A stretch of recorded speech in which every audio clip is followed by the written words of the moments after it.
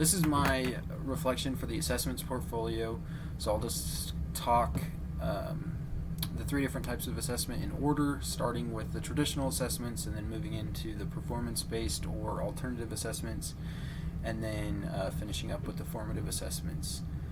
So for the traditional assessments, the first question in the writing prompt asks how these are effective and or if these are effective, and if so, how. So as I kind of reflect back on the unit exam first, I think for the most part it's effective. Looking at the objectives, I think it does a good job of assessing student learning and assessing student knowledge for those objectives. With the blueprint, I think it aligns quite well with those. You can see that there's questions that assess all of the objectives.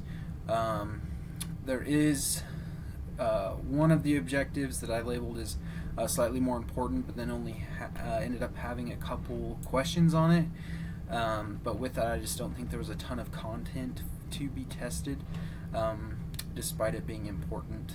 But I kind of jumped ahead there to the second question. But in terms of effectiveness, I think it's effective because it does align with those objectives. It's also includes a variety of different question types for the traditional assessment. There are multiple choice, true, false, matching, fill in the blank, all of those. And I followed along really closely with the advice that we were given in class to develop those, such as keeping all of our stems longer for the multiple choice questions and the answers shorter, and then like alphabetizing those to ensure validity of our results. The only thing that I would say is maybe not the most effective is that test is not the most effective at measuring students' ability to demonstrate reproductive technologies. So if you reference the unit plan that's included there, you'll see that one of the days students will actually practice and also be assessed on in artificially inseminating a reproductive tract from a butchered cow. And then also there's some formative assessments integrated into that unit plan that focus on labeling anatomy using a live reproductive tract, because I think that's important, and that's another downfall of the assessment, the traditional unit exam, is it doesn't have any pictures or diagrams of reproductive anatomy that students are able to label. It's just matching functions, which is what aligns with the learning objective. But so I've kind of addressed all three prompts for that first exam. As far as the quiz goes, in general, I would consider that to be effective. I think it aligns quite closely with the learning objectives. It assesses all of those, maybe not in as much depth as I would on a end of unit exam, or more of a formative exam during the class. However, I think it does a good job, would allow for me to gauge student understanding for the animal muscular system. Again, there's variety in the questions, and it's also, I think it's good to keep it short. It is supposed to be a quiz, so I followed along with those guidelines to try to avoid some of that test fatigue. Same thing with the traditional exam. And then as we move into the performance-based or alternative assessments, in general, I would consider most of those to be fairly effective at measuring student understanding. Most of them, the first few that are rubrics and checklists, the checklist specifically follows exactly along with what the student should be doing to properly artificially inseminate a gilt or sow. I think that aligns with the learning objectives that are set for that assignment, and it also assesses how well students are able to conduct that process. So it's a process-based assessment. And then the other rubrics that we have, specifically the analytical rubric for the ration balancing and cost analysis project, I think that does a good job, and I think it would be effective. That's more of a project-based learning, but at the end students are developing an actual ration, and students would be able to be assessed on that, and I think the rubric would help provide positive feedback and negative feedback for that. The one weakness with that rubric, it is pretty lengthy. I think students might look at it and maybe not spend time actually breaking it down and seeing what the requirements are, just because it is pretty lengthy. Has a lot of detail, so maybe if I were to do that again, I'd shorten it a bit. And then as we talk about the holistic rubric, I think those are difficult for me. I struggle with those, just knowing that you have to include all of the criteria for one specific level of performance, all in the same category.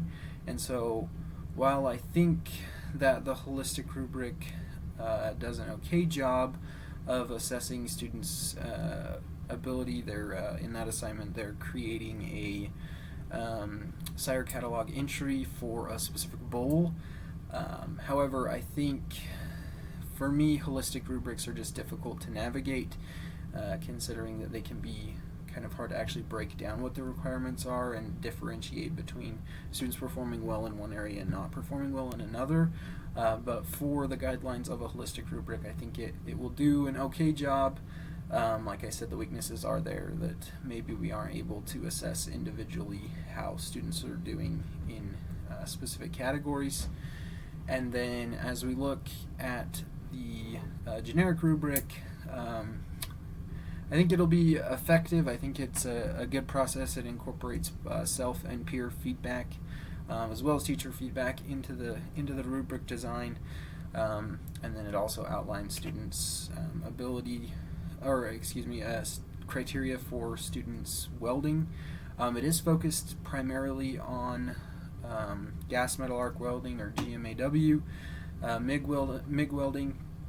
I think to make it even more generic, I could have focused on stick welding as well, but it does work for all of the joints that students will be welding in that unit and in that assignment.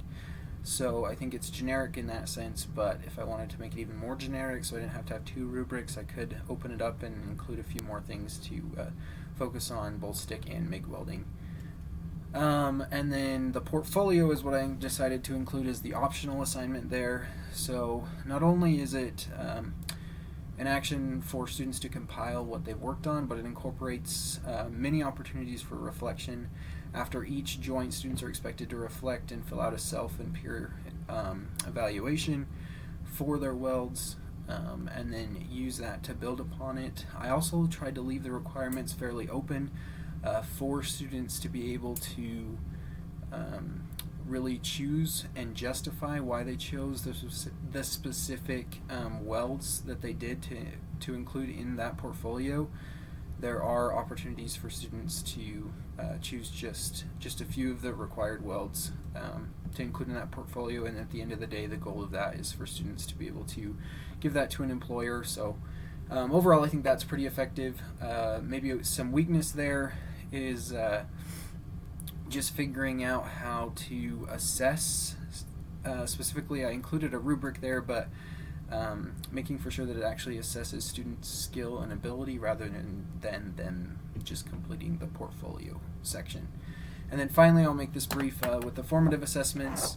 I feel like all of those will be fairly effective and they align well with the learning objectives. The only downfall is, well, first I'll start with the positive, I guess. I think most of those are going to be engaging. Students are going to enjoy participating in those and not even realize that they are a type of assessment. But I also think that it can be difficult because most of the actual assessment and data gathering for those formative assessments is reliant on the teacher observing or analyzing what students turn in. There isn't necessarily a rubric or a right or wrong answer as we saw in the other two categories. Thanks.